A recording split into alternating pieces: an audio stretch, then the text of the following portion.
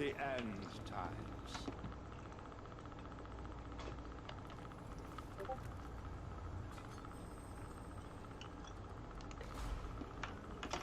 There he is. So, Grimgate tells me you've been dreaming of the future. I've dreamt of darkness. Perhaps it is the future. Perhaps it is nothing but my own fears. You have fears? No. I, never being able to return home, surely you know the feeling. I don't know what you're suggesting, tell me. Yo, Kevin, can you hear me?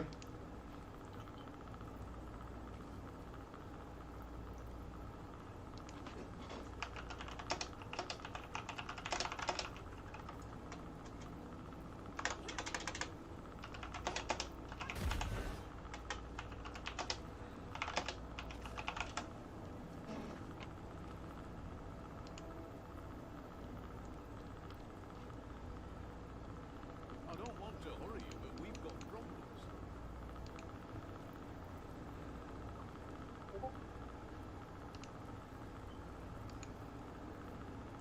Yo.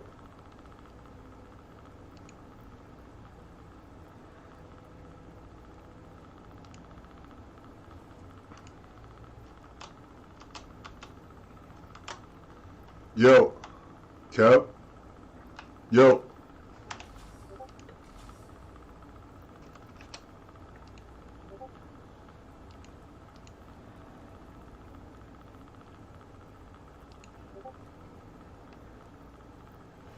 Hello? How about now? You know what I think, Barden? Oh yeah, what about now? No one knows. I don't think you really are searching for carrots or... Kevin! Preposterous. You don't know what you say. Don't I? You forget. I've observed your search for some time now. You're going to hang around all day. Okay, you verified me, but I can't hear anything. I'm still down to play with you. I'm gonna, if you're listening to my stream, I don't know. Hold on. Audio, voice chat on, push to talk, enables disables requiring button to, okay, well, we'll turn that off. It's applying the changes, I think.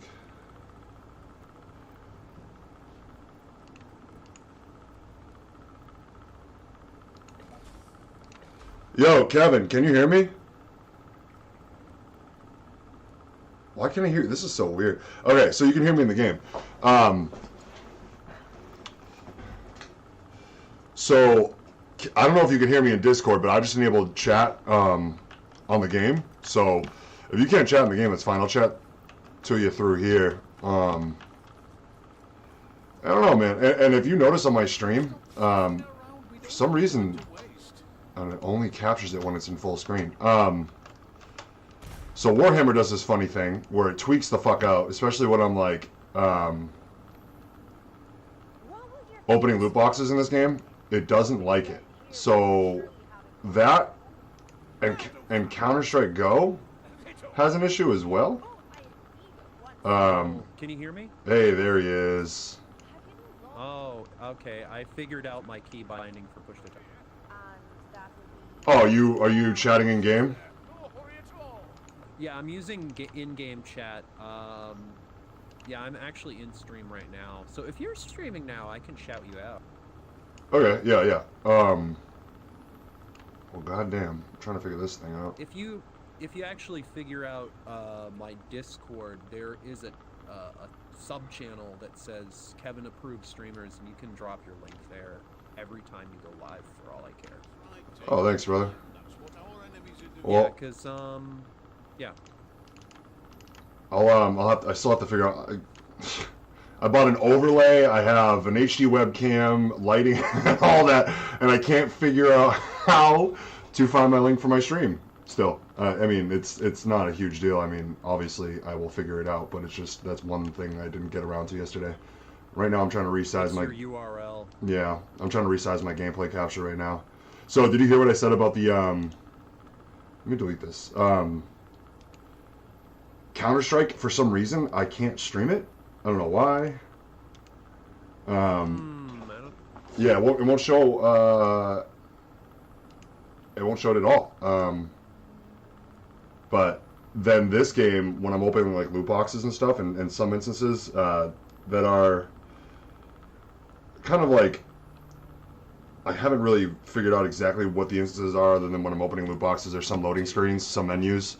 It'll like flash animations in the game, like on my end. I don't know if I'm watching. I haven't watched a stream yet of this game, but like me playing it. But it flashes in weird spots, and it just doesn't look right. It looks like it's having a seizure. It doesn't look happy. It looks unhealthy.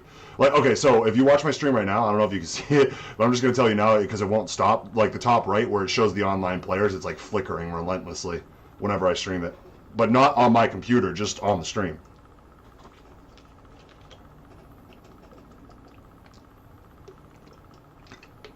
I don't care. I'll still stream. I did it yesterday too.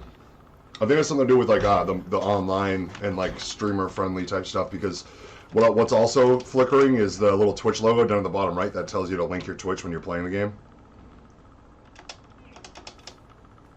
But I'm not worried about it. I'm just trying to kill some beasties and nasty looking rat men.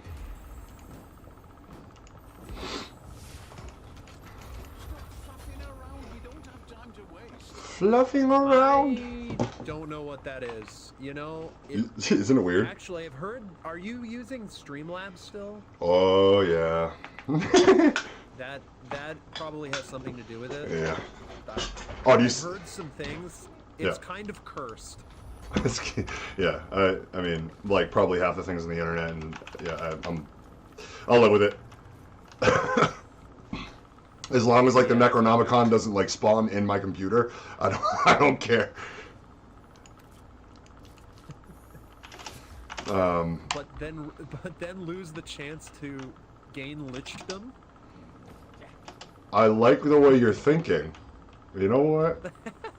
Call me. Take a quick peek, because if you need to take vengeance at old age, at least you should know how to do it. Suddenly my keyboard and mouse turns into a fucking chainsaw and a shotgun. Oh man. I wish. What is that? Is that your Doom? Is that your Doom guy fantasy?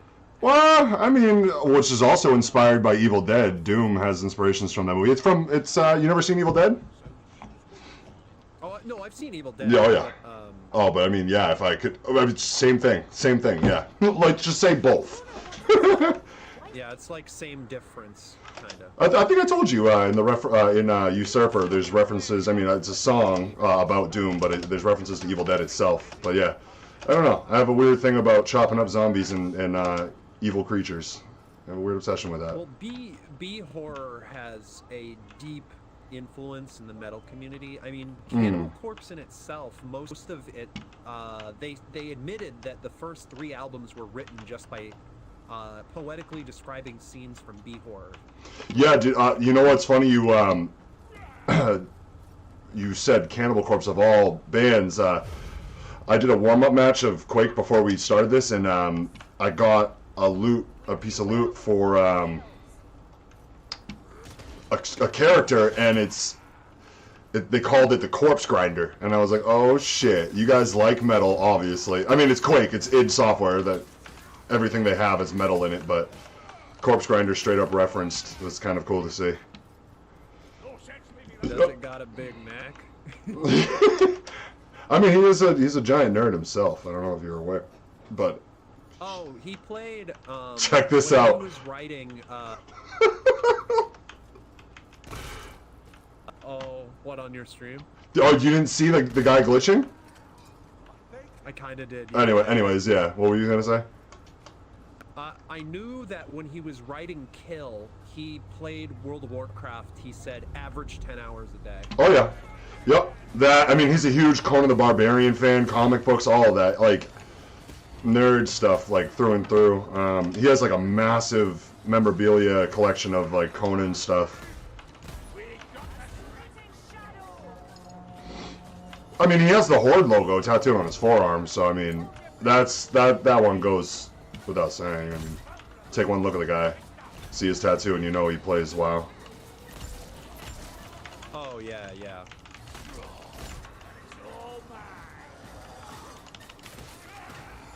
When he was doing exhibition touring, he and he was mentioning some. What was it? It was like 2 songs from Kill that he said were inspired by his adventures in WoW. And he said For the Horde before he played both of them and went off for the night. Oh, Jesus. That's sick. I didn't know that. I played with them once. Holy shit. Speaking of, forgot about that. Wow, really? Yeah. Summer Slaughter Tour 2015. What's Barnes like? Well, I never met them. Did you hang out with Barnes? No. I got to see some of the... I've interviewed plenty of artists with Henry's brother. But, like the Black Dahlia Murder, I've interviewed them a couple times, been on their tour bus, hung out with them. They're cool. No, I don't know if you know Periphery, but they played that show too, ironically.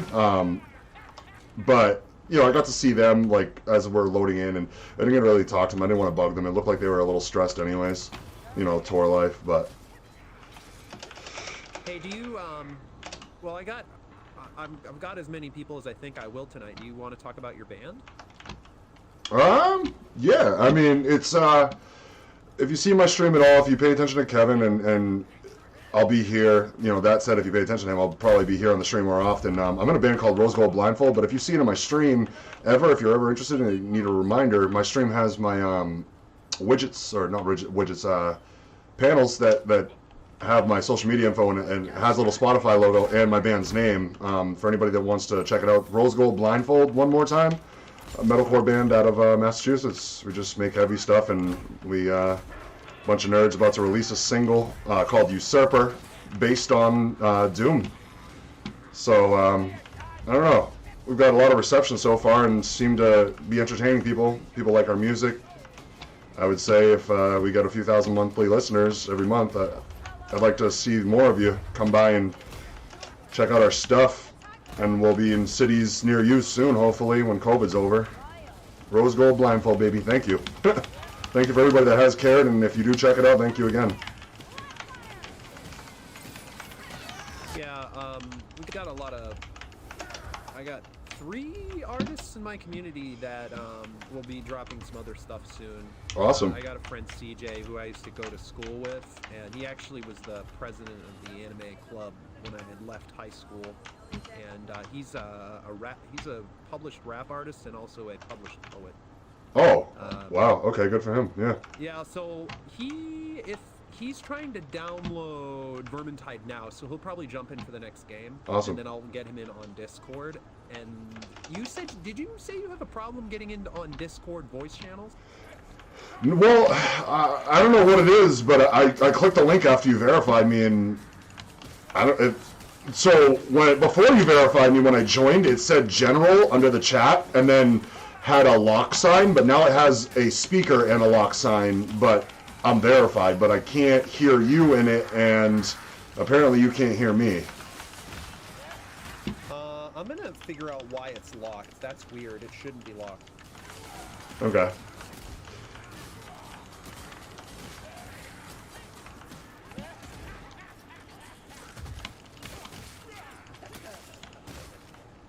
I just love the slaughter this game emulates. Some of the animations are wild. Brutality, like... Yeah, I think for the next game we'll get it fixed up. Maybe, yeah, I'll get the Discord channel fixed up. Yeah, no worries. I mean, dude, I went to sleep at like... Maybe they updated the permissions or some shit. 8:39 p.m. last night, so I woke up at like 6:30 this morning, like, what the fuck happened? I didn't even smoke that much either. I don't know, I felt like going to bed, and right? And me, of course, but, I don't know, I had plenty of time, and I'm here to stream. I honestly didn't, I don't want to say I forgot, but it escapes me the, ability to, or possibility of streaming with you today, or even do anything, because my girlfriend's coming over, like I told you. Sometimes we get a certain amount of time together, but she'll be here later, so I was like, fuck it, like, see if Kev's on, and there you were, right there, messaging me, so. Let's kill some Saturday baddies. And Sunday, yeah, mornings. For now. In the future, there's gonna be other times, but not for a while. I was watching Harrison earlier too, and he was saying like, I don't want to say I took offense to it, but it was a bit of a bold statement. I mean, I understand his platform, so he can kind of make statements that way. But he was talking about starting streaming and how you shouldn't stream like 7 days a week. You're wasting your time and essentially being lazy, was his words. And I'm like, Jesus, dude. Like, I mean, some people might not have better things to do. Like, I don't. Like, I'm unemployed and all that. I get it. I get his point, but I wouldn't call it a valid point, I guess, you know, because despite failing a lot of classes because of StarCraft the way I did, I played StarCraft 8 to 10 hours a day, and I had a job and a social life. I was in a band all at the same time, and I mean, streaming, I feel like it's just an addition to that. I could have been streaming and playing StarCraft, but I think I wouldn't call it lazy, because like for you, and well, at the moment for me, it's a hobby. yeah. It's a very serious hobby. I mean, I put a lot of work into my setup, and I did a lot of research, but Yeah. As did I, but I told you. Multimedia. Yeah, well, I even brought that up to you. I remember when you told me that you were streaming, it made sense to me. Like, whether you had 1,000 viewers or 10, it just made sense to me because I knew that's what you were doing before even streaming was big. It's just started when we were in college together, but I said that to you our first conversation. I was like, well, it makes sense that you're doing this because you did the multimedia stuff. So, you know, I get that, and I already had some light knowledge just in how industries work in the gaming industry and streaming and all that. But I didn't have the tech ready, and I applied that just for my studio for producing my music.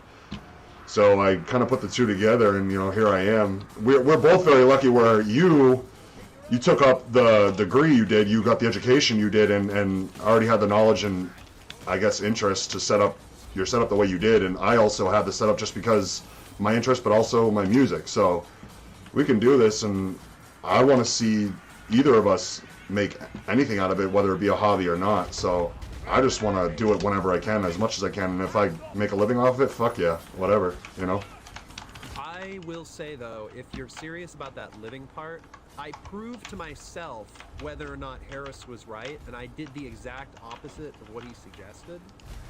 And I went pretty damn hard. So what I did was I basically got I got a DSLR, I got a large condenser microphone, I got a vocoder, so like I can change my voice if I want to, like this, you know. But but actually, and you know, I have the highest possible bit rate before no one can possibly watch my stream, no matter how good their computer is. But just right in the middle, I did everything that he said in terms of things you could do for free. And it turns out that he was more or less right. You do have to do something on the outside and pull somebody in. But comparing you to me, you have a better opportunity than me, because you're an artist, and all you have to do is when you throw your stuff up on the web, you can just put a video, drop the link, yeah. Say, hey, yeah, and just say, hey, if you're interested in my music, please support me by coming in on my my stream. Oh yeah, and, we already had that. And we had the discussion as a band because I accidentally started streaming to the band page because I have credentials, obviously, and on the Facebook, and my band was like, you know, we don't really mind, but why not just do it on your Facebook, because you have more friends and followers on Facebook than we do almost all around, even on Spotify. And I was like, well, I guess so, but it just depends on who's going to pay attention. And you know, I respected their decision or concern anyways, like, especially if it was something like, well, we don't want that there. Even if they just straight up were like, well, we don't want that there, we'd rather you just do it on your band, your personal page. It was more of their interest in me getting viewers over my current following than our band. But when we talked about that, we also brought up the fact that, like, we're going to be doing streams with our fans. Like I mentioned to you, where I have friends that are in bands that, you know, globally touring and playing like coliseums, like that. They're that big, and they're also pretty big Twitch streamers, so they already do that. I'm like, well, why don't we just pull what they're doing? And they're like, yeah, of course. Like, then they brought up other bands to me that do like reactions to new artists' music, and their band honestly has less followers than their YouTube does, but it's their band's YouTube, and they all go on there and stream but their band's YouTube sometimes does pull like 20,000 views per video or more to over, I think of over 100,000. They're from New England, actually. We know the guys.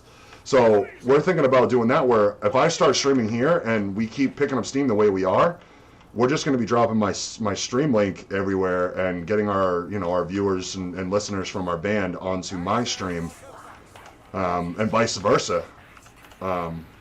It's just the culmination, the congregation of all of our followers bringing in, you know, from different avenues. I even learned that from the barber industry, being in the, like, I was, you know, I guess you could say a celebrity barber in our industry. That's what some of us call each other. It's annoying, but, you know, I was cutting A-list celebrities and CEOs and all that stuff, and I got intertwined with certain industries from being in one industry and plugging myself in the right way. It works that way.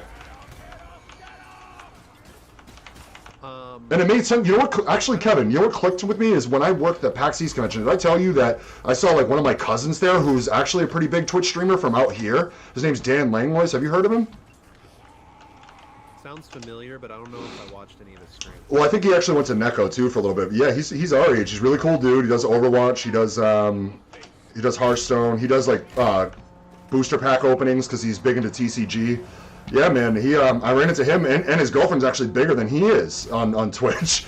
But I ran into him at PAX and a couple other people, and I was like watching them, and they're handing out like, you know, whatever they could to sponsor their stream, like T-shirts with their logos on it at PAX. And I'm like, oh, so it works the same way as the barber industry, because the barber industry, like, we go to barber expos to learn from other barbers, but also like plug our clients and like say one of my friends cut like the rappers and the Migos, and he got that opportunity because he went to a expo. And I've had similar situations where I had barbers like, oh, hey, like, I know this barber from Boston, and I cut, you know, they're talking to the manager of the artist, and they're like, I cut your artist here, but they're going to be in town, and I can't get to that city, even if you flew me out, because I got a family thing to deal with. And they'll send that barber out in that city to cut that celebrity. So same thing, like, you know, you're just plugging in like different names to different needs, depending on whoever qualifies and the interests of the party, you know, connecting in that network. It's pretty cool. I see. One thing I do know is, well, when you are networking for Twitch in particular, typically you have to connect via some kind of gimmick. Your gimmick is that you have a band, so people who are familiar with your with you in that respect, in that network, will be like, oh, cool, and he streams, so this is how I support him. So it's kind of like a support route similar to like Patreon. Oh, I see, yeah. When it comes to that.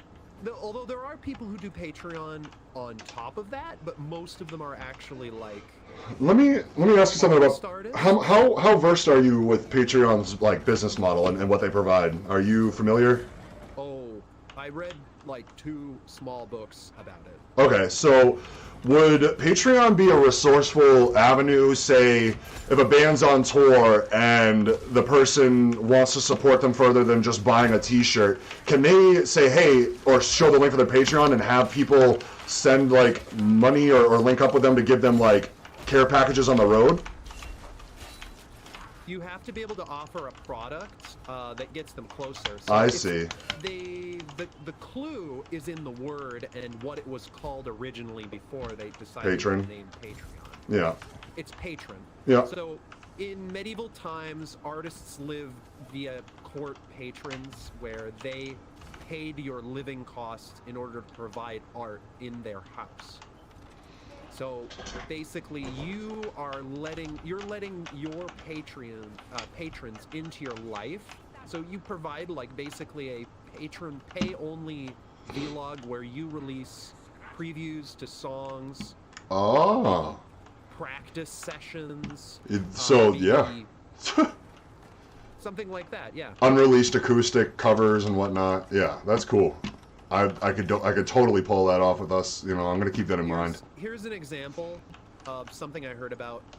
Okay, so like by the way, this game is super duper cool for me because I actually got this for free because I bought the White Dwarf magazine.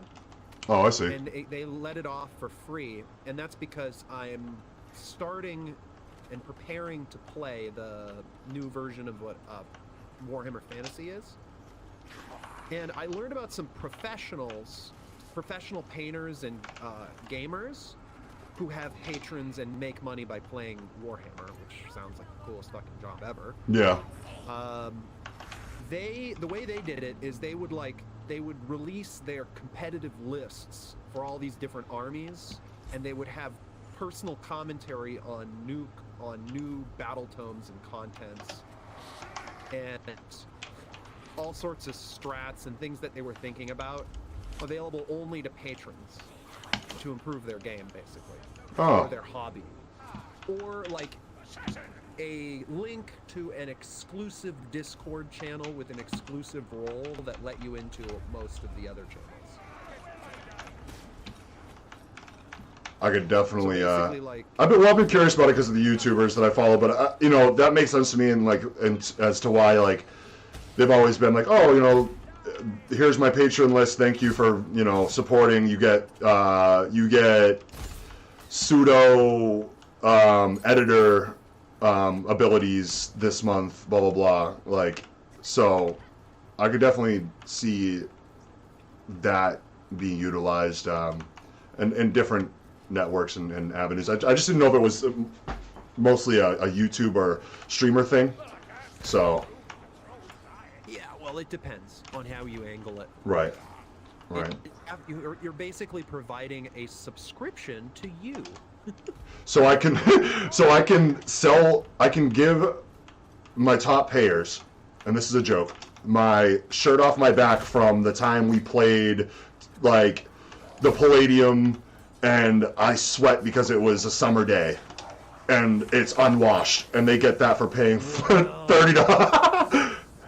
That's what we like to call pulling a Delphine. Oh Jesus, no! I don't want to be a Bella Delphine. Do you want to be like Delphine? Well, I would love to be as hot as Bella Delphine, but I wouldn't want the moral compass Bella Delphine has. Dude, I'm pretty sure anybody who has the guttural growl of you plus the looks of Belle Delphine would... There's a kink somewhere.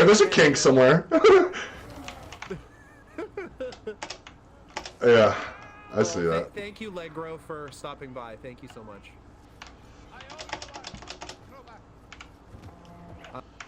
Damn, I almost forgot about her. Yeah, Twitch is getting wild with, my God, the sex work and stuff. And it's a sensitive topic, so we're not going to get into that. But, oh man, I just try not to pay attention to it, and well, yeah. Well, it's good. It's a safe space that for people clearly that have open minds and can have conversations about certain social topics that are risque. Good. I'm glad. But I don't know. You can talk about really any. I don't. Well, I mean, I follow the Twitch rules, so there are certain things you can't talk about, right? Obviously, but this is within bounds because, I mean, Belle Delphine has been banned, but she's also been unbanned, and it's because she makes a lot of money. Wow, they really turned a blind eye for the contract because profit. We see you, big she doesn't do corporate it much company. Anymore because it's kind of annoying for her to get banned on and off and then have to appeal all the time. But true. She's just exhibiting now. She doesn't really have to do anything to make money. Literally just sitting there and talking. Who knows when round 2 of the bathwater is coming? Okay, can you elaborate? Because I don't remember. Like I said, after a certain point of seeing certain headlines of her, I gave up. What's the bathwater thing? Okay, so Belle Delphine. Here we go. I think it was like 3 or 4 years ago. I don't know anything really about Belle Delphine compared to other people who know. It was like 3 years ago. She sold, I think, limit 1,000 bottles, something like that, some kind of limit. Oh, her bathwater. Oh. Jars of her bathwater. Yo. What, you didn't know that was what it actually was? No. I know. So there's a. I forgot her name, but there's a female comedian who I listened to in a podcast saying that she once during a time of curiosity getting into sex work, she sold like a bottle of her own spit a few times or something like that. I was like, oh shit. Yeah. I mean, like I said earlier, there's a kink for everything, but it's like, to hear it actually happening was like, interesting. Even if you don't know the person, it's like, okay, you know, we don't kink shame, but you spend your money on what you want to spend your money on, and these people are safe. Do what you need to do to make your money.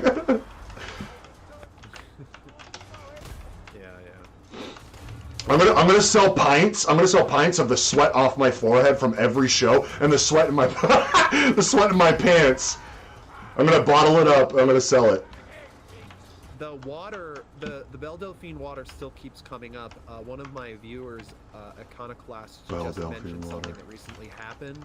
He said that people were vaping it recently. I actually heard about that. Oh my god! Yo, did they break out in hives? Are they okay? Imagine. Human beings are a special animal. Yeah. We have the power. An animal is something cool, an understatement of a word. Like, inject poison, or climb trees really well, or swim underwater indefinitely. But humans can change, and then any time, day to day. But the change isn't always interesting.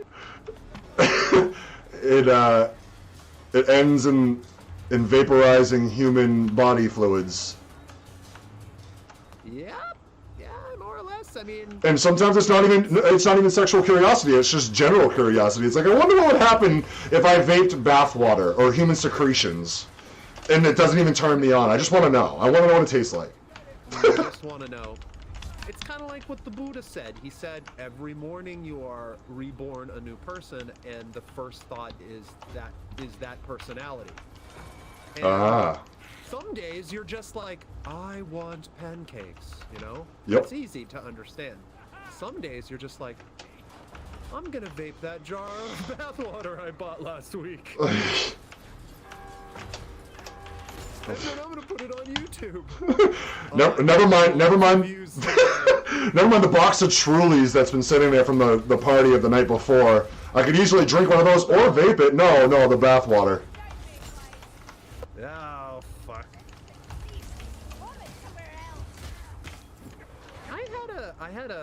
My younger brother, and I had a vaping moment about a month, and I think one of the most interesting juices I ever had was donut flavored. Oh my god, some of the flavors are good. I mean, if you watch my stream, you've probably seen me vape here and there. I definitely do got a nicotine thing, and I usually get like a berry vanilla type flavor. It tastes more like, I don't know, Swedish Fish, but yeah, they got some crazy. They got cereal water, so the donuts, I could see that. That probably smacks. I want to try that. The donut flavored juice came in like a dozen donut type box, and it even had like a donut company-ish wax paper over it. It was cute. Interesting. What'd you find that on like Wish or something? Where'd you get that? It's actually, but dude, there is actually a Swedish Fish vape juice that I saw in New Hampshire once. Interesting. I gotta get that then. Ooh. All right, what are we doing? Cross the bridge. Yeah. Up there? That was a long time ago. I don't know anything about current vape community stuff.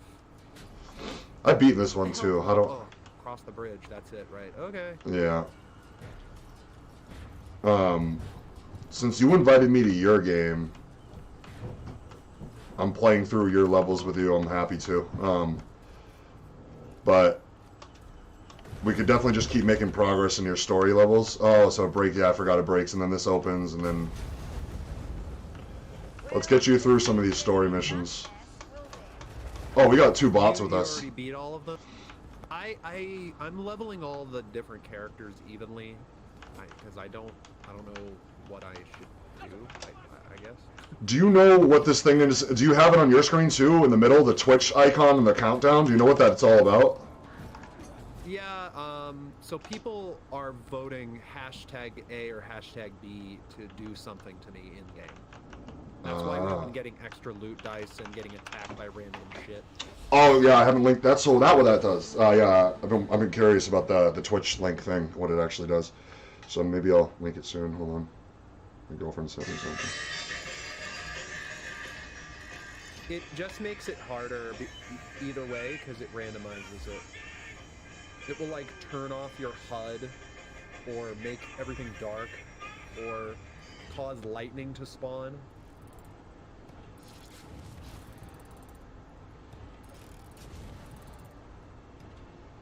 All flavored vape juice might be banned from Canada? What do you mean might be? They were taking down the... Oh, wait a minute. Oh my god, 250 kills. I gotta chill the fuck Visual out. flourish on bottles about a year ago, and apparently taking the fancy arts away weren't enough, and it seems they want us to have only nicotine flavors. This is up in the air currently. Fuck Canadian nationalism sometimes. Mm-hmm. I took a geography class in Canada, so I kind of understand Canada. I got friends from there in the industry that, in the barber industry, that, like, you know, with the nationalist thing, like the free healthcare, they explained to us, like, a lot of the locals actually don't love it, how it could be free. It's like they end up paying out of pocket, like, ungodly amounts of money just to stay healthy, and it's not as pretty as, like, some emergency things you have to, like, pay, like, out of pocket ridiculous amounts of money, and it's not good. They don't really like the free healthcare system over there, honestly, from what I hear.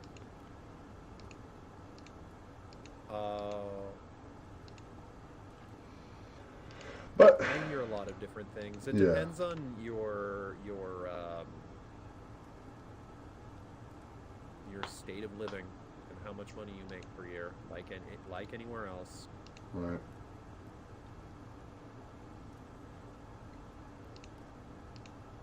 Trying to find my stream link because I'm stupid, so I haven't figured it out.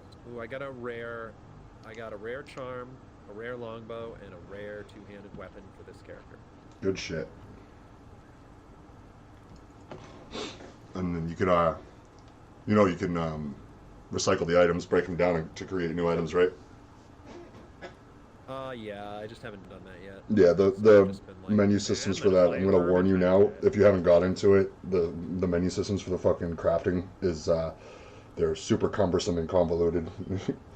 Once you understand it, it's fine, but it's like, after you get through the convoluted part of, like, the tabs, the cumberness comes in, because it's like too much tabs to click through. And I even went through the menus of the Xbox One version the other night trying to play with my brother, and it's actually more simplistic.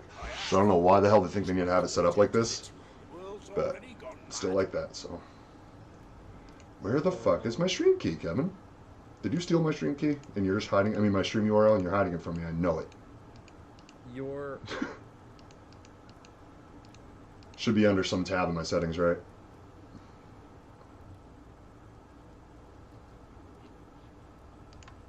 Oh well.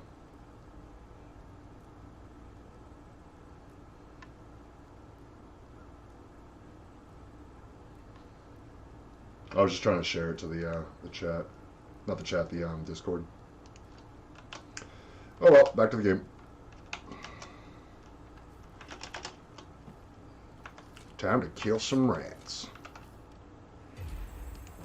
In the rear with the gear. That was always one of Henry's brother's favorites. I think it was the and not the fucking mule, not the mule.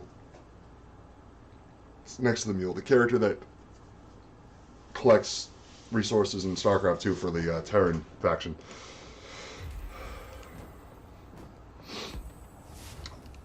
Because, you know, they would talk a little bit. They would say something when you click on him, and he would go, in the rear with the gear. I got a legendary charm, so we're going to equip that. I got a deed. I haven't got a deed yet. Maybe that's new. I hope you find whatever it is you're really seeking.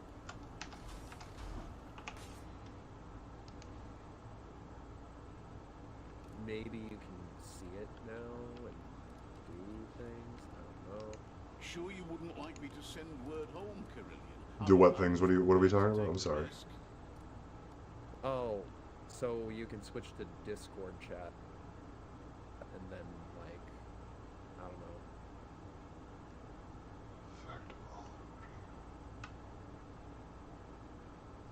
Oh wow. That's an impressive fucking charm right there. I might just equip that because it's that good. Curse resistance. No.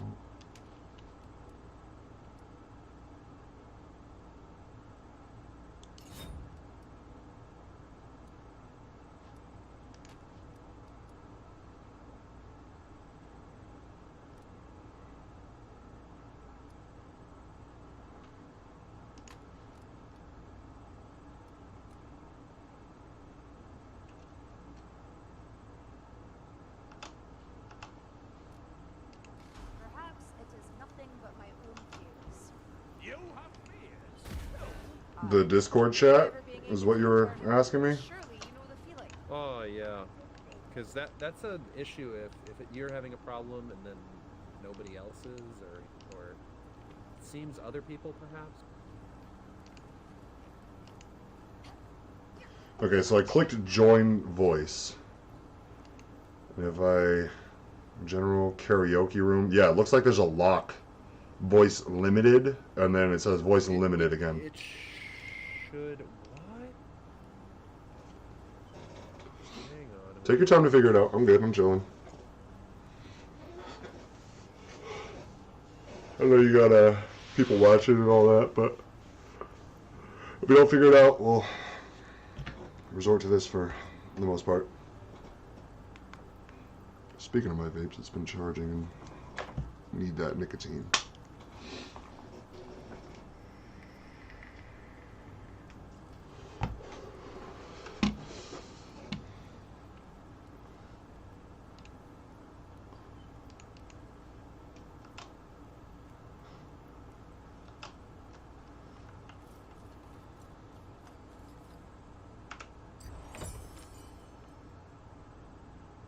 Flamboyant Sellsword? Oh my god. What a name. By the way, Bardin, I had the message delivered to Karak Ziflin, just as you asked. These cosmetics get crazy. Dude, I cannot wait. This is one thing we're playing, Kevin. Hands down, if you can hear me. We have to play the new Warhammer, I think it's called Dark Tide? The first-person shooter. Oh. The futuristic one. Ooh. Some of the gameplay coming out, Heard so about that, yeah, so it's gonna have like systems like this and gameplay similar. I swear to God, I've seen some of the gameplay. It's reminding me, it's influenced by Doom, I would say, because there's like just movement in the game that's swift and like acrobatic like almost. So you're like zipping around and shit with some of the characters. So I definitely gonna get that day one. It's supposed to come out like June or something like that. I think I fixed the general thing. Word. Yep, general. There we are. I can see it's unlocked. Let me, why do I have a JPEG of your fucking picture on my desktop? What? I just want you on my desktop, you know? No. General. Alright, so... How do... What I'm hearing, Disable there's another chaos user incursion volume. on the way. Lucky bloody us.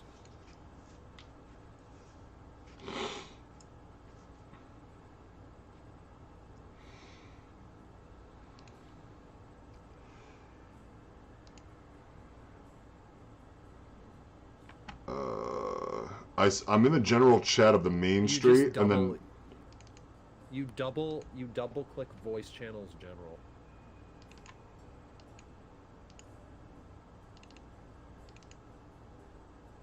It should just be a double click and it will throw you in there. Nah. One more invite. Let's go. One more invite. It's so weird. Well, I see I'm in the general of Main Street, but not of the voice channels.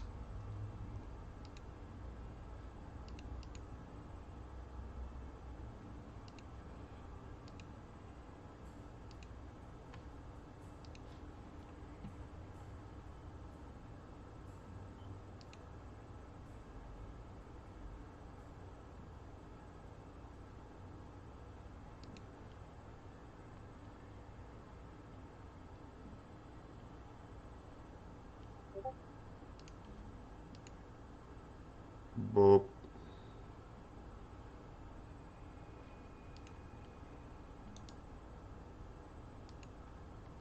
It's not locked anywhere, but I don't see myself in the general chat. I clicked the link too. This is so weird, dude. I'm sorry. I don't know. If you ain't worried about it, I'm not going to worry about it for now. We'll just, you know, let you get on and do stream and keep playing games too. Yeah, let's get on. Yeah. Are you? Wait a minute. Hang on. Let me ask my buddy if his download finished. Yeah.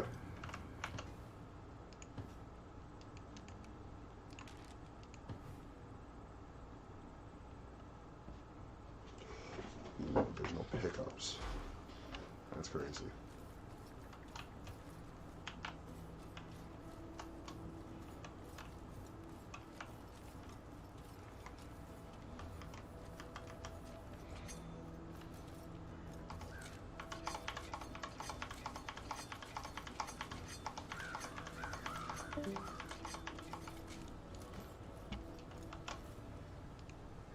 I heard something.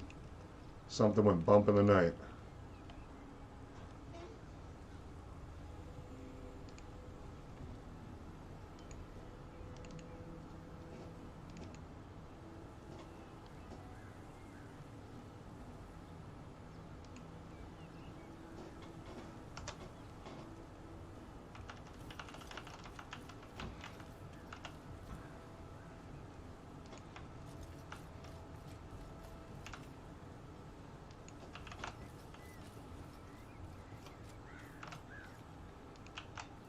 When's the magic content required?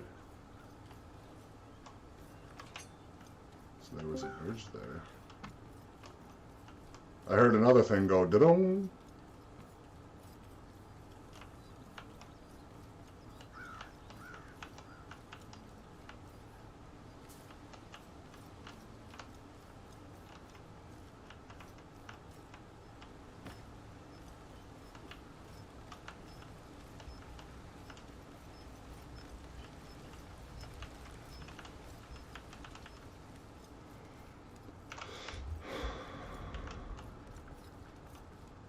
Also, I realized something about this game. If you're familiar with Heretic,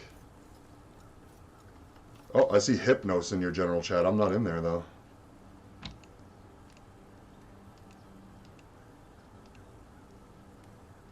Yeah, if you're familiar with Heretic or Hexen, they were made after Doom, but they have like light RPG elements.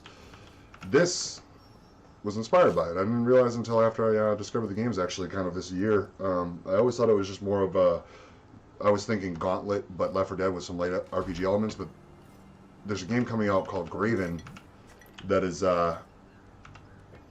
essentially the spiritual successor to Heretic and Hexen, and this draws way more from Graven and Gauntlet, and or Heretic, than it's just, you know, my idea of like, okay, it's just Left 4 Dead with Gauntlet because it's a first-person shooter, but also there's games that have done it before, and I didn't realize that there was games that did. And I don't know, it's just cool to see some of the resemblances, and I'm just hyped to play Graven and actually finally get around to finishing like Heretic and Hexen, because those games are super cool, as well as a medieval. Nothing like a shooter in a fantasy setting. Oh, I just did a third-party test. Apparently, my friend who couldn't access before, or could, I can't tell, can now. So, man, I don't know. Forget it. Maybe your Discord could be bugged. That's the other thing I would think about, but let's just not think about it and just play the game. Yeah. You could reset it some other time. Yeah, this will be like a one-night stand. It's our first stream together, you know, things are going to go wrong. And then it will be that way for the rest of eternity. Yeah, we'll be that friends with benefits type deal, you know. There's some things wrong with it, but we get something out of it, we have fun, and we bounce.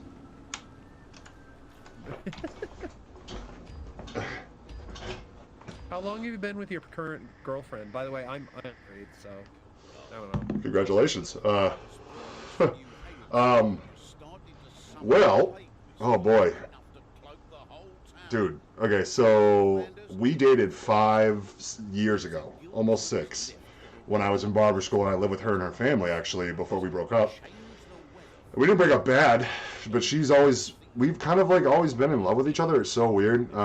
My last relationship was almost a year, and she pretty much lived with me, and it ended tragically. Like a lot of my relationships, she was just a piece of shit. I think I kind of told you, but this current girlfriend, we've been seeing each other again for like a month, and we were together for like a year last time we were dating, but it was like, you know, we lived together, and we've always stayed in touch. We hooked up a couple times over the years, but she has a kid, and I think I told you, but it's not weird. Like, you know, I'm almost 30. It's bound to happen. People I'm going to be dating are going to have kids, but I don't know. It just felt right. It was right timing, and I know she's always loved me with all of herself, and it's like we never skipped a beat.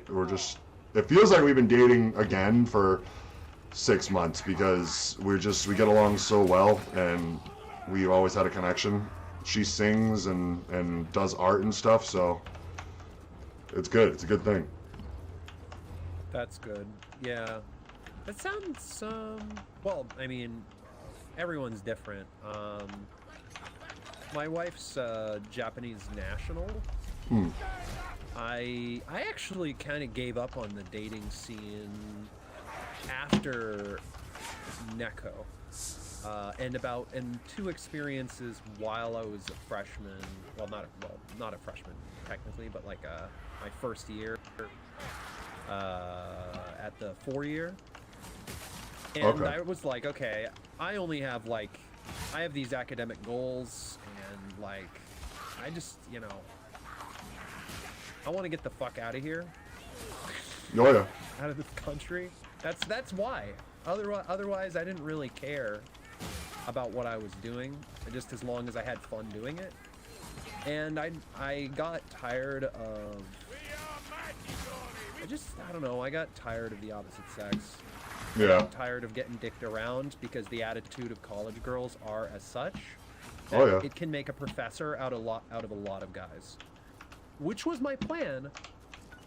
Make a professor. I was not basically, but I wasn't enthused by the idea of teaching. Yeah. So much. It was just my teachers saying, "Just stay," you know. Right. Just be a researcher, whatever. I'm like. I know it is very much a thing in college. I mean, like when I was single in the city, I was hooking up with college chicks. That's what I had at my dating disposal. And you know, in the city, especially in your 20s, it's not like dating. It's like hooking up and seeing people. Like dating to me would be like a constant. Okay, I'm searching, like you refer to it as, like a lot of people do, the dating scene. It's like we're in this pool of like getting to know ourselves as adults and other adults getting to know themselves as functioning people of society. So we got to make time for ourselves and succeed at what we're doing. Like you said, you know, you wanted to focus on your school, but other people were kind of like taking you for granted because you were in the realm of school. But, you know, for me, I was being taken for granted because I was a club promoter and a bouncer, as well as like, you know, a well-known barber. Girls that I could cut their hair, they wanted that out of me, or free entry to the club and free drinks and being with certain celebrities next to me. And I'm like, dude, you know, I'm trying to have a serious fucking thing with you, and we're hooking up and we're hanging out and it's cool, but then I could see your intentions of just taking my social fucking clout and benefits for granted. And it'd get to the point where, like, you know, you'd hear from one person like, oh, she's been talking to me though, like, or she hooked up with my friend like a week before you, so she probably doesn't want anything serious because you just were able to get her more free drinks to the club. And it's like, dude, you know, as much as like universities can be big or colleges can be. Gonna turn off, by the way. Okay, jeez, and and it goes for guys too. They take girls for granted big time. For their otherworldly and superficial attributes of their person.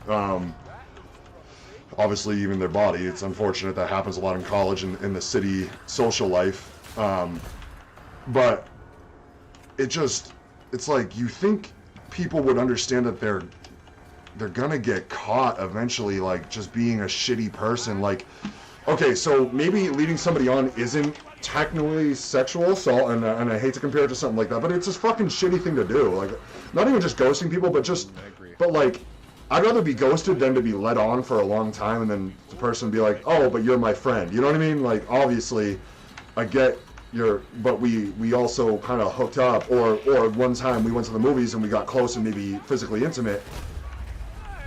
Like, why didn't you just tell me sooner that you have no intentions of taking me that seriously? Because at that point it's an insult to your intelligence, because they're playing fucking gymnastics with your fucking emotions and your feelings and your thoughts and ideas.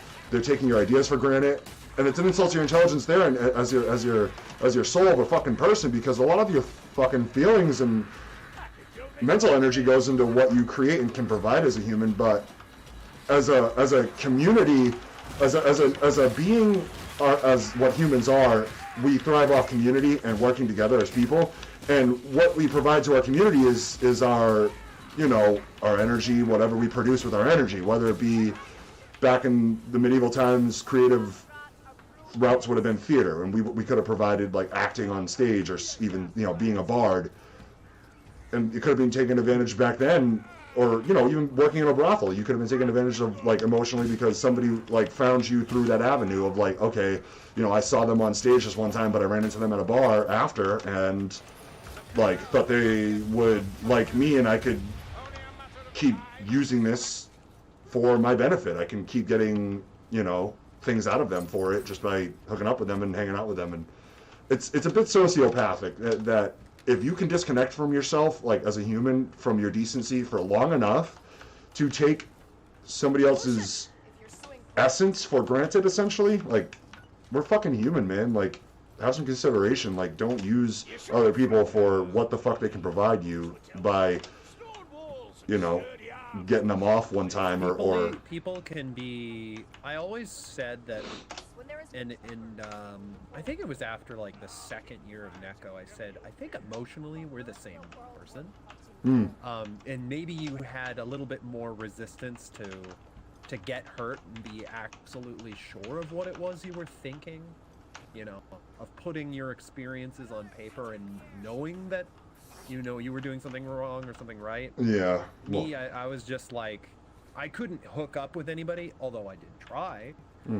I was definitely like, okay, this is not fun at all. There is no trade-off for this. Yeah, you're wasting. Yeah. At some point, even if you have a moderately mild or even active sexual life or romantic life, it gets old either way. Like, investing energy into like hook. Yeah, exactly.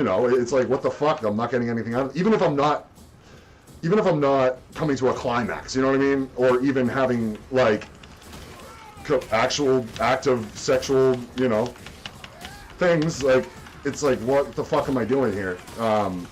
This person's sapping me of my energy, and I'm done. I'm good. I gotta go move on and tell them how it really is and how I feel, so that if I move on, they can't try to use the fucking card on me, like, oh, well, you fucking turned on me, like, you ghosted me, or, it's just clear communication as an adult should come pretty fucking easily, but also needs to be preached from the fucking high grounds to everybody in their late teens to early 20s, so that they get it in their head, before getting into that dance of the dating scene. It's just not, you'll get too caught up, you waste a lot of time. Not that you need to get married right away, but also you don't need to be fucking Uncle Andy single in your basement, fucking every girl at the party, when you see all your old high school friends, like, and also the bars, like, it's just not, it's, I hate seeing fucking old high school friends at parties and shit. It's just like, dude,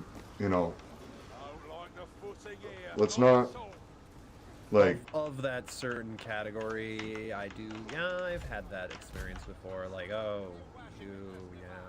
like, we don't have to play like we don't know each other, like, we know, about each other, like, let's cut the small talk. What do you want out of this? Like, it doesn't even have to be about sex. It's like, okay, like, what's the conversation gonna go? Like, you don't have to start by like, oh, Andy, I seen you, like, fucking, cutting hair at PAX, like, whatever. It's like, dude, like, even if it's not about the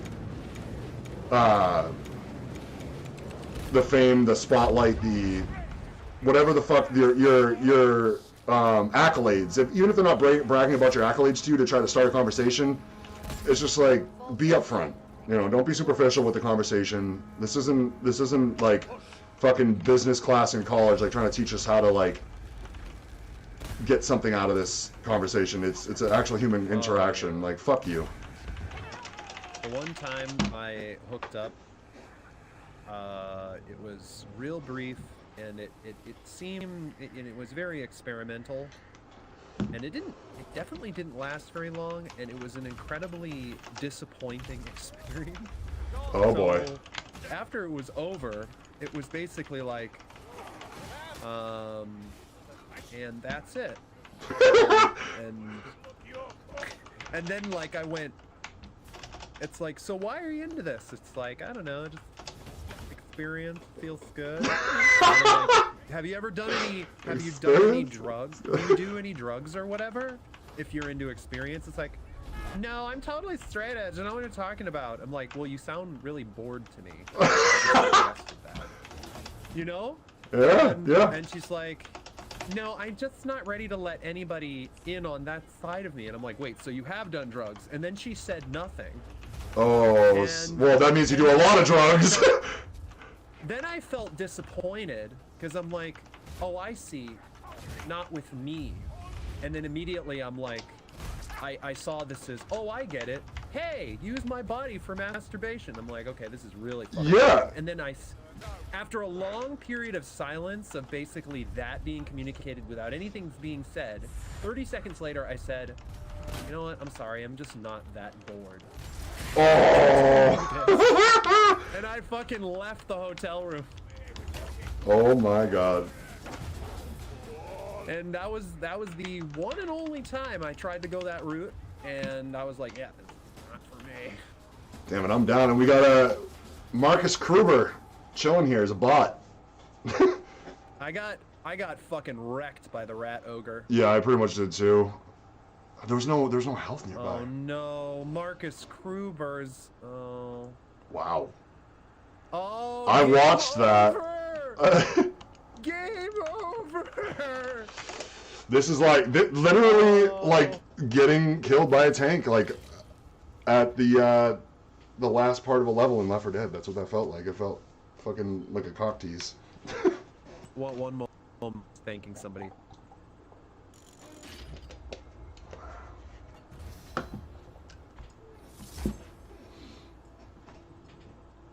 Hi, Nana. You good girl.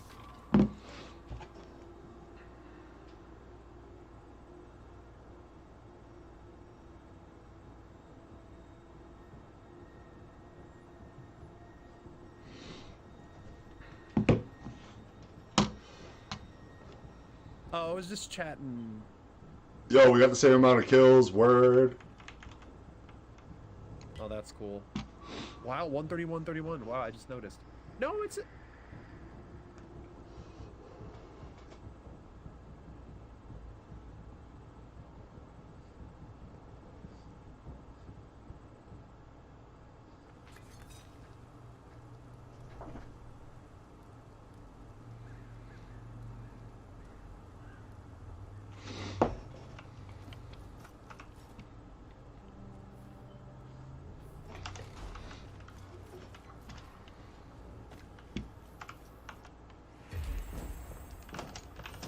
We got a chest, baby.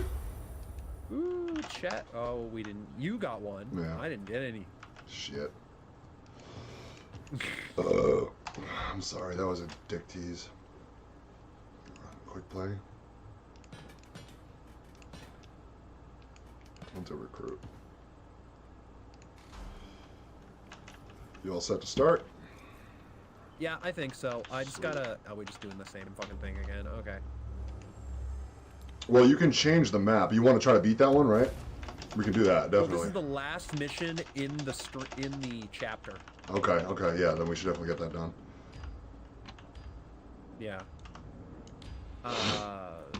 There's a roguelite game mode that came out as a free update recently, and I don't know how to access it. Turns out it's verbal spew hail scourge. The fat bastard who wanted the theft of my book collection in Uber strike. Alicia says he's conjuring up a city-sized plague beast which will make the rock blood stronger and kill any... All right.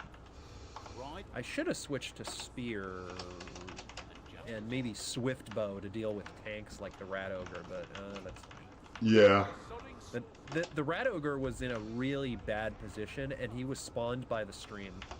Oh, that's fucked. Stream, come on. Yeah, it's okay. Thanks, guys.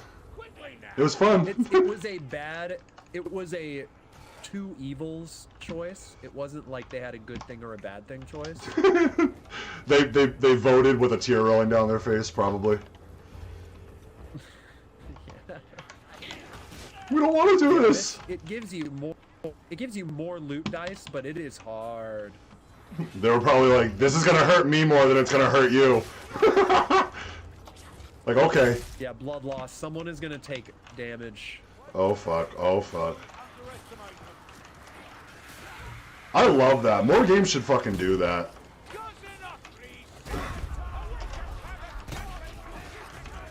Hey, one of the dudes has this game. Maybe he'll join later. Yeah, we could use some other people to help. Can't be slaying these beasties in all on stream our mode, own. only friends can join. Oh, he doesn't have it installed. Okay. No, it's okay. No, I don't take anything personally. No. No, it's okay, really.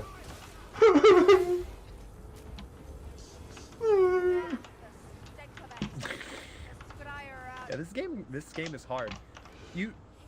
Everyone thinks, oh, you just click a lot of buttons and win. No, when you get over, what is it, 500 power, it gets really hard, and you do have to try to aim for critical hits. Yeah.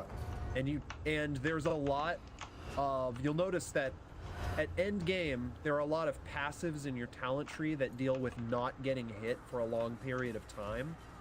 So it does become a lot like Left 4 Dead in that way. Mm. Wow, so wait, you... Not getting hit for damage bonuses. How do you know that? Because you have an endgame character, or...? No, not in Left 4 Dead, not in this one either, but I read about what endgame is like in this game. But even this is recruit difficulty, and it's still hard. That's cool, because, like, I knew that, like, I knew some of that. I didn't know all that, so, like, you just educated me a little bit, so that's why I'm, like, shocked and asking you, because I'm wondering where the fuck, why didn't I get that information? Like, it's making me want to play more now than I ever did before, even though I already had a drive to complete it, because I know it gets harder, but the reward for that challenge increase wasn't told to me. I didn't know that you would get certain passives and buffs for endgame content. I just thought it just generally gets harder, but it makes sense because of the loot system. You know, you need some sort of risk reward for a gameplay loop.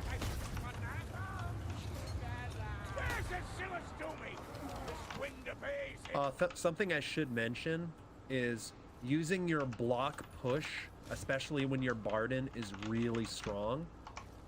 So blocking and then pushing, and if you get sword and shield with Barden, block and push is so useful. You can push a whole wave of slaves.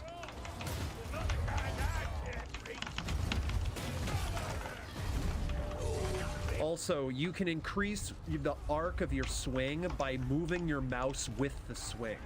It kind of works like Chivalry. If you've ever played Chivalry, the PvP medieval combat game. I haven't played it, but that's cool. What the fuck? Yeah, if you're fighting a big guy, you want to, like, hit him in the back and the head to do as much damage as possible. But if you're going against a wave, aim right around their chest and neck and kind of swing in 15-degree arcs. People think it's a lot of clicking. No. You do have to think about how you move your mouse a little bit. So that's another thing too, is I heard that the combat mechanics can get pretty advanced, but I thought it was just because of the different weapon types, not that they actually add mechanics to the weapons themselves. I just thought different uses for different items, or different weapons rather, was kind of what the summary was getting down to of when I was looking into this game. Is like I said, mechanics changing in the combat to where you gotta really try different things, and that's new to me. I'm definitely gonna implement that more if I can. Rakita needs to die. Rakita. Run, little man, run. Where's that Soulstorm caster? Don't you like my my avatar in this game, the character I chose? Considering, I mean, it's funny. You know, we're both midgets, so it's funny that I'm a midget in the game. I don't want. Oh, little person. I'm sorry. We're both little people, right? In real life. Yeah. Elves and dwarves. Yeah, it's funny that we both chose like smaller, naturally beings than. Elves By the way, aren't as short, Warhammer, but... to me, the best voice actor in this game is Victor. Which one's Victor again? The witch hunter, the guy Yep. with the tall hat. He's, you know, for Sigmar, you know, and saying all these prayers and very uppity and Victorian, aristocratic. yeah, style speech. Yeah, and he speaks like the audiobooks do, like all the Warhammer books. Speaking of which, Shakespearean. God, the audiobooks. There's one particular series that's been going on for I think 22 years. It's called Felix and Gortrek. And Felix and Gortrek series in audiobook is fucking fun. Gortrek is every single book of Felix and Gortrek is something Slayer. So like Demon Slayer, Dragon Slayer, Skaven Slayer, Zombie Slayer, stuff like that. Oh. Oh, I'm getting killed by a Soul Taker, by the way. Where? You can look back. Oh, how? Oh, someone shot him? Okay, good. You don't have to, Tapio, you don't have to read it. You should just listen to it.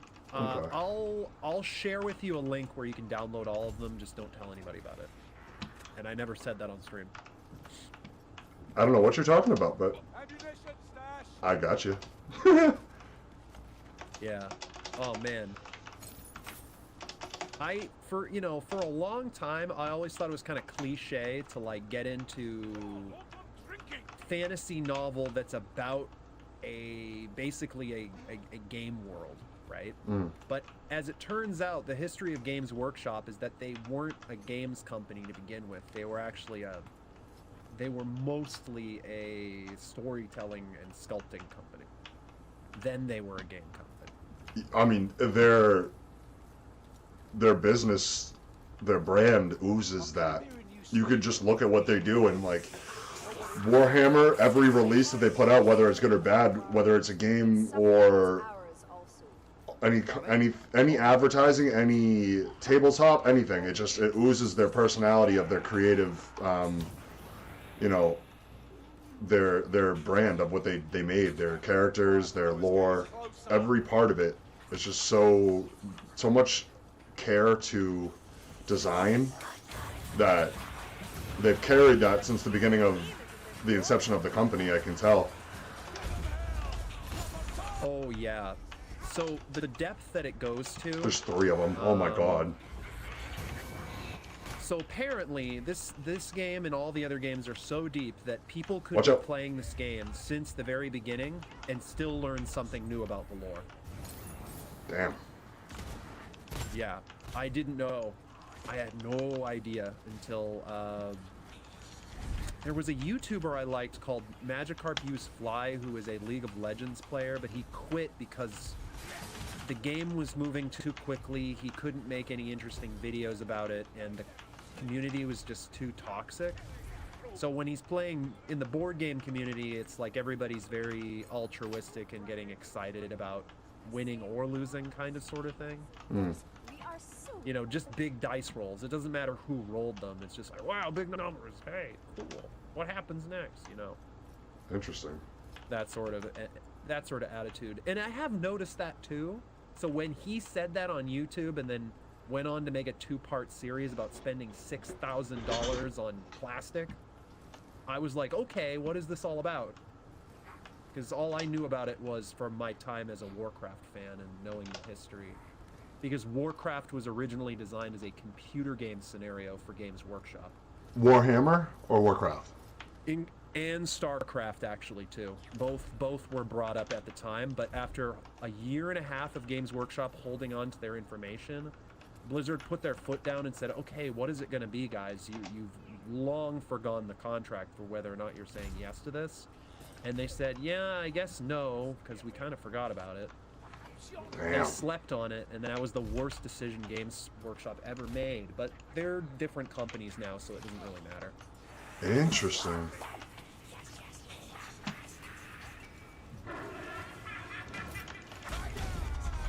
I don't know, man. The last couple of years, like, I've always wanted to play Warhammer since I was a kid. Like, the tabletop game has... I used to go to, like, the stores that they would do it in. They'd have all, like, in the mall, they used to have, like, Games Workshop stores. And I've always used to go in and watch people play when I was a kid, and my cousins got into it, and I tried to join them, even though I couldn't. And my mom wouldn't fucking fund it, but, yeah, over the last couple years, started to realize how much I actually like Warhammer's lore more than the Warcraft lore. I don't know what it is. And I've hardly looked into it. I just, something about the design and the just design of the people in the lore and the creatures in the lore itself. Never mind, like, the design art style. Just something about Warhammer is just better than Warcraft. And even the Space Marine stuff, I feel like I like it a little bit more than StarCraft. I don't know if anybody ever thought I'd say that, but I'm saying it now.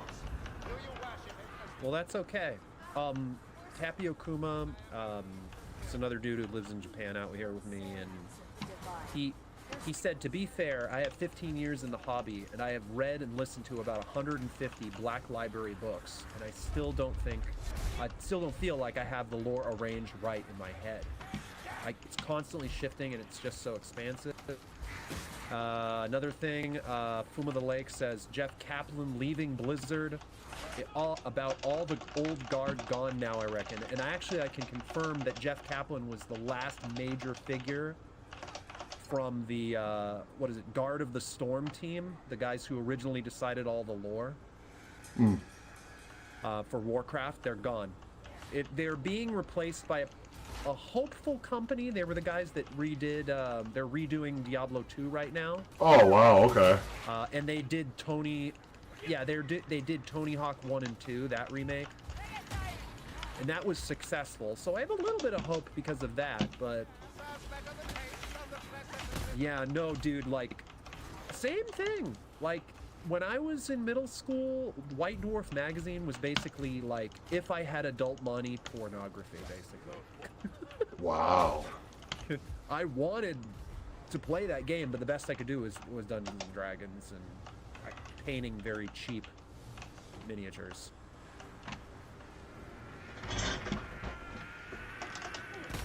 Oh! Oh, shit! I fell off the cliff! Oh, no. I have to rescue you. No, it's okay. Damn, that sucks. I thought I did it to you. Oh, then you're hanging, so hopefully he can get you. I thought I did it to you, because you kind of like flew back and hit the wall and we're okay. And then I blew up and just fucking sent. Oh, it looks like Tapio's going away to spray some Chaos Space Marines. Good luck, buddy. Was he gonna go play, He's gonna spray them. Spray. Like, like airbrushing or hand spray. Nice, nice. Yeah, I networked with a bunch of dudes in just a Warhammer community, and everyone's very positive, and That heavy tread. I don't know. It's I can't say. It's a new journey for me, so I can't say anything solid about it, but it's Hell might test us. a hell of a lot more positive than my experiences in MMOs, and those were some of the best experiences I had. There. Wow. Dropped it on her. Yeah. Already, and I haven't. I've played games online. I haven't played too many games in person. No, I haven't really played any games in person yet. I played the board games, but not like. I haven't finished my miniatures. I've almost put together all the plastic, and I'm gonna paint soon. The Chaos Warriors had enough. Yeah. Dude, you know who has a great selection of Warhammer shit these days in the States? Is Bull Moose Music. Oh yeah. No, I saw that when they just started collecting, but now they must have a big collection. Oh yeah, the one in Salem, New Hampshire, dude. It's like 2 aisles big, 3 aisles big, full of like paint, everything you would need. Starter kits, advanced kits. It's crazy, and D&D stuff. Yeah. Was it during COVID? One of Warhammer amongst the entire tabletop hobby businesses were. Forbes and a bunch of other asshats are saying, oh, this is in trouble, they're gonna die, you know. Well, funny enough, the average increase of that market was about 80% in 1 year. That's unheard of. Any number in the tens is ridiculous. It's like winning the lottery. One of the funniest things that happened was when Netflix released their that chess show. Oh yeah. Queen's Gambit. Did you hear about the Queen's Gambit effect? Oh yeah. I had friends on social media playing chess, and like friends in groups like, oh, we were just playing chess, and I'm like, oh, because of that show, and they're like, yep. What the fuck? Yeah, there were several countries that went bankrupt for chessboards, and worldwide chessboard sales increased 47% in a matter of 1 month. Let me tell you something that you would actually appreciate. One thing I started to tell people that are like, oh yeah, I was gonna get a new chess set. I started to say, oh, why don't you just go get a Go set? Oh yeah. You know Go. I know you do. I know Go. I haven't played too much Go. I'm actually really good at Shogi though. I've never heard of Shogi. What's that all about? Shogi is basic. It's Japanese chess, but there's two huge differences. One, the first difference is when a piece is captured, it is not actually like killed. It's really captured, meaning instead of moving, you can place the piece you killed anywhere on the board. Anywhere, with some limitations. There are certain limitations, but it's very easy to understand. The second rule is...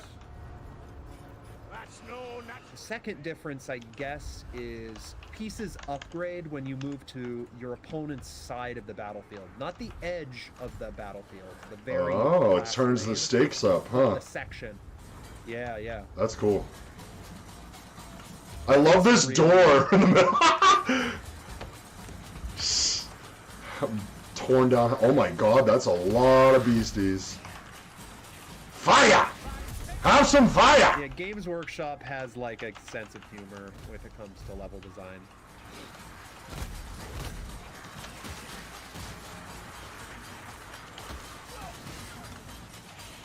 By the way, earlier someone asked why the hell is I think it was Tapiokumi. He said, why is this game 90 gigabytes? Well, actually, it's 90 gigabytes because if you notice, when you cut enemies and when they die, it's like you never see the same death animation. That's because every enemy has about 100 nested death animations, plus random ragdoll physics.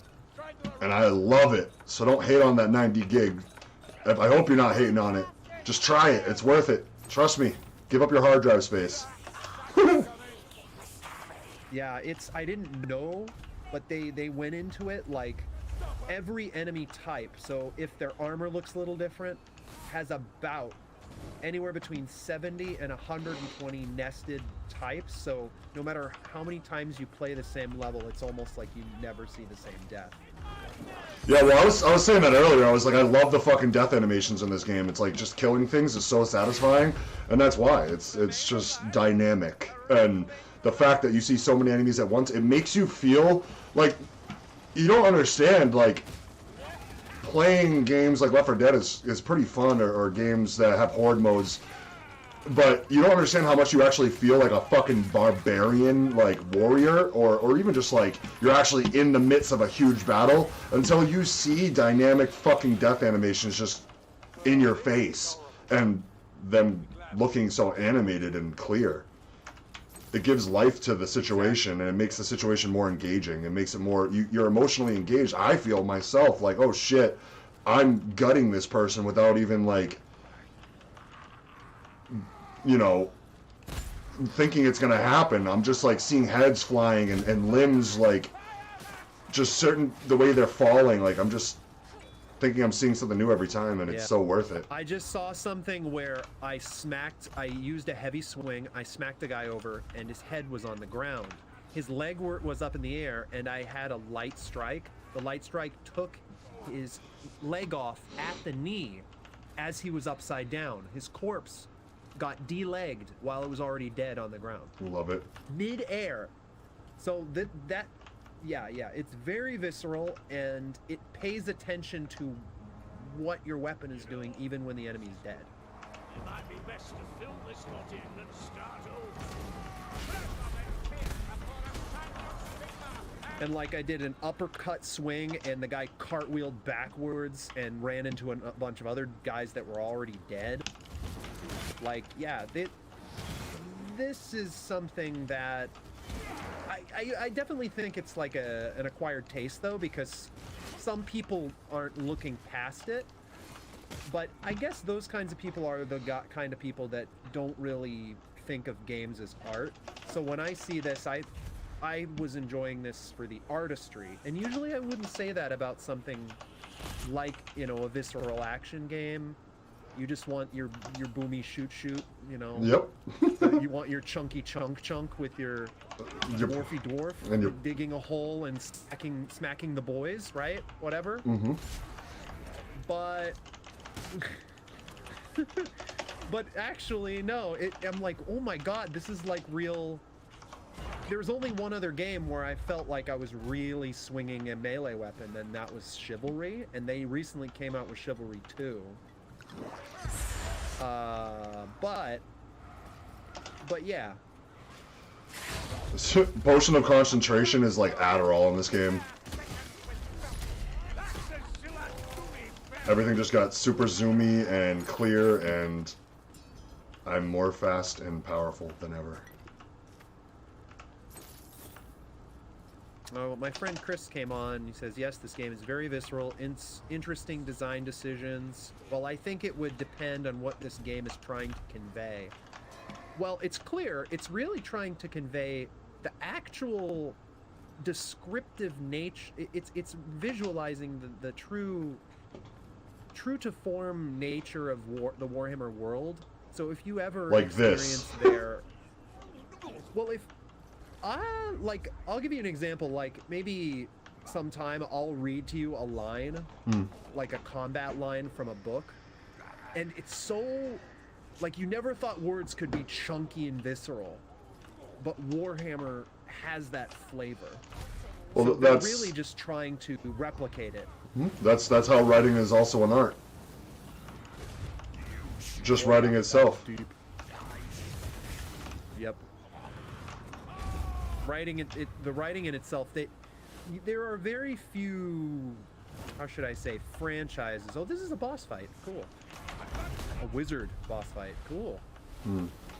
I guess we should concentrate, because he just fucked half my health. Yeah, he's not easy. He curses you too, so. Yeah, of course. Fucking Nurgle.